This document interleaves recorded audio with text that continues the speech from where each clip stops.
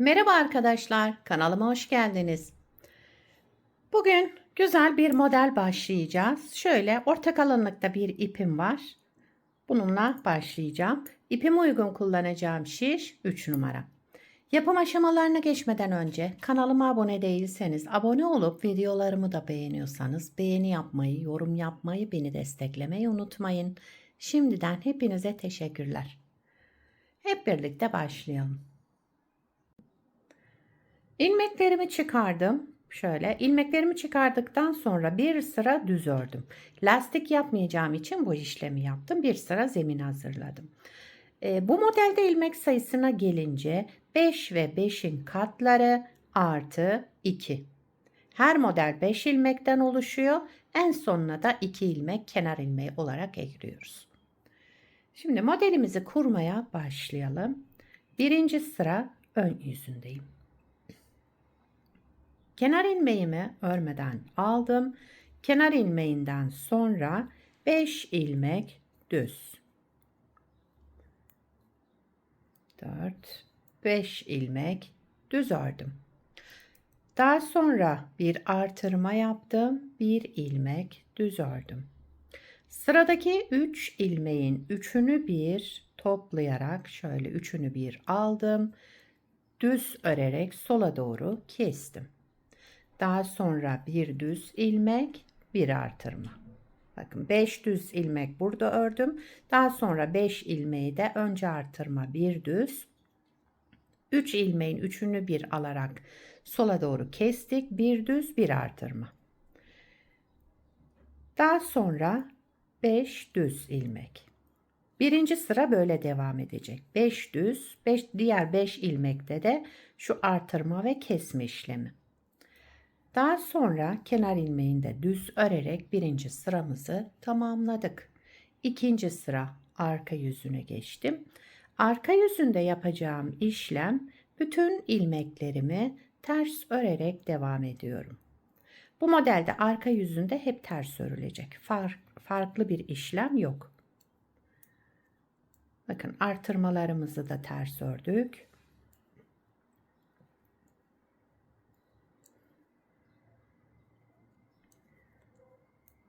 İkinci sıramızı da tamamlayalım.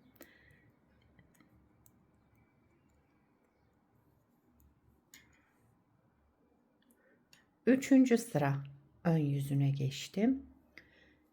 Kenar ilmeğimi örmeden aldım. Kenar ilmeğinden sonra yine 5 ilmek düz. Düzlerimi düz örüyorum burada. Bakın 5 düzüm vardı. 5'ini de yine düz ördüm. Bu diğer 5 ilmeğe gelince şu ajurlu yaptığımız kısma. Yine önce bir artırma, bir düz ilmek. Sıradaki 3 ilmeğin üçünü bir toplayarak şöyle düz ördüm, sola doğru kestim. Yani tek ilmeğe düşürdüm. Daha sonra bir düz ilmek, bir artırma. 5 düz ilmek devamında. Tabi siz devam edeceksiniz. Bu 5 düzden sonra yine buradaki ajurlu işlemi yapacaksınız. Bir ondan bir ondan yaparak devam edilecek bu model. Dördüncü sıra arka yüzündeyim. Kenar ilmeğimi örmeden aldım. Kenar ilmeğinden sonra bütün ilmeklerimi ters örüyorum.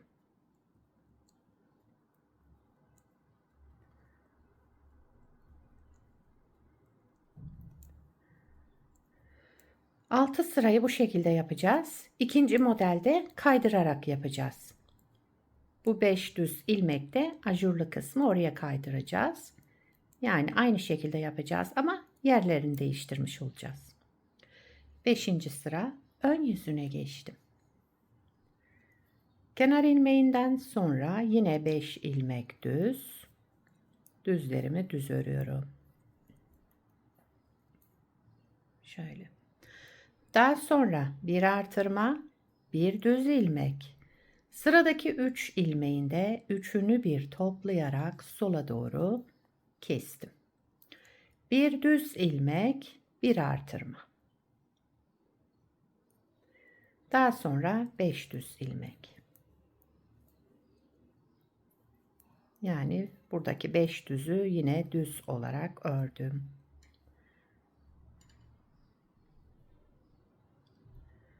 Altıncı sıra arka yüzündeyim. Kenar ilmeğinden sonra bütün ilmeklerimi şöyle ters örüyorum. Kenar ilmeğinden sonra bütün ilmeklerimizi ters örerek sıra sonuna kadar devam ediyoruz. Gördüğünüz gibi model oldukça kolay, güzel, şöyle ajurlu bir model. İstediğiniz örgüde kullanabilirsiniz, istediğiniz iple yapabilirsiniz. Pamuklu yani koton, merserize iplerle de kullanılabilir bu model.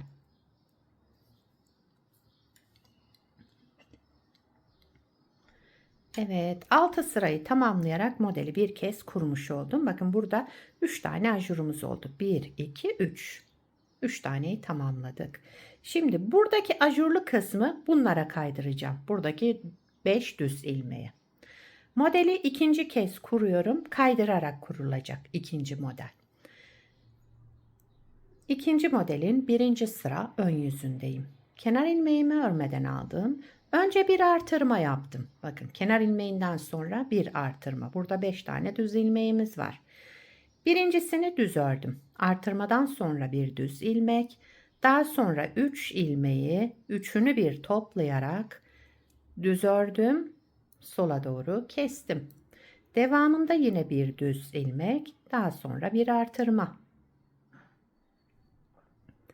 Buradaki 5 ilmeğe de gelince bunları da düz örüyorum. 1, 2, 3, 4, 5. 5 ilmek düz ördüm. Düzleri de buraya kaydırdım. Şimdi burada yine ajur yapacağım. Önce bir artırma, daha sonra bir düz ilmek. Daha sonra da 3 ilmeği toplayıp sola doğru kestim. Tek ilmeğe düşürdüm. Bir düz ilmek ördüm. Bir artırma yaptım. Ve kenar ilmeğimi de düz örerek ikinci modelin birinci sırasını beraber yaptık. İkinci sıra arka yüzündeyim. Kenar ilmeğinden sonra bütün ilmeklerimizi ters örelim. Bütün ilmeklerimizi sıra sonuna kadar ters örerek devam ediyoruz. Ben terslerimi bu şekilde yapıyorum.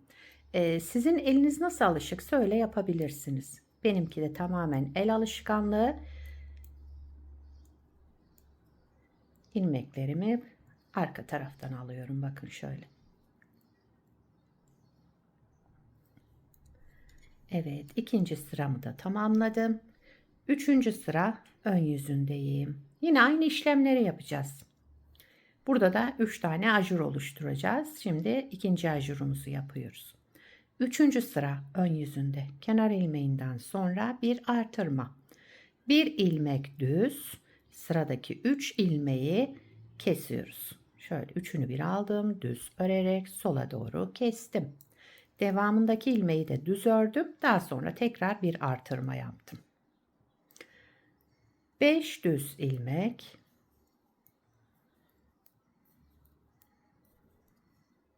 Evet, 5 düz ilmekten sonra bir artırma, bir düz ilmek. 3 ilmeğin üçünü bir düz örerek keselim sola doğru. Bir düz ilmek, bir artırma, daha sonra kenar ilmeği. Üçüncü sıramızı da yine şurada ajur yaparak tamamladık. Dördüncü sıra arka yüzüne geçtim. Arka yüzünde ters örerek devam ediyoruz.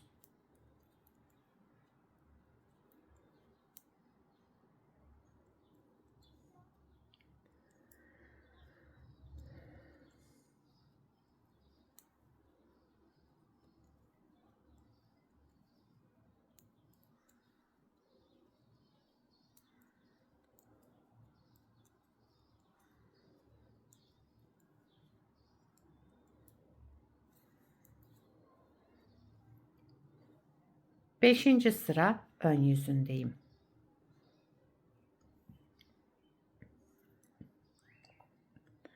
Kenar ilmeğimi örmeden aldım. Yine bir artırma yaptım. Bir düz ilmek, Sıradaki 3 ilmeğimizi yine üçünü bir alarak sola doğru keselim. Yani düz örerek. Bir düz ilmek, bir artırma. Arada 5 düz. Bakın 5 düz ilmek ördük.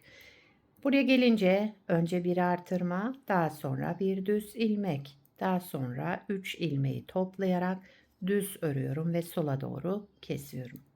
Bir düz ilmek, daha sonra bir artırma, kenar ilmeğini de düz örerek 5. sıramızı tamamladık.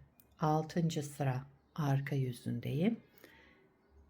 Kenar ilmeğinden sonra bütün ilmeklerimizi ters örüyoruz.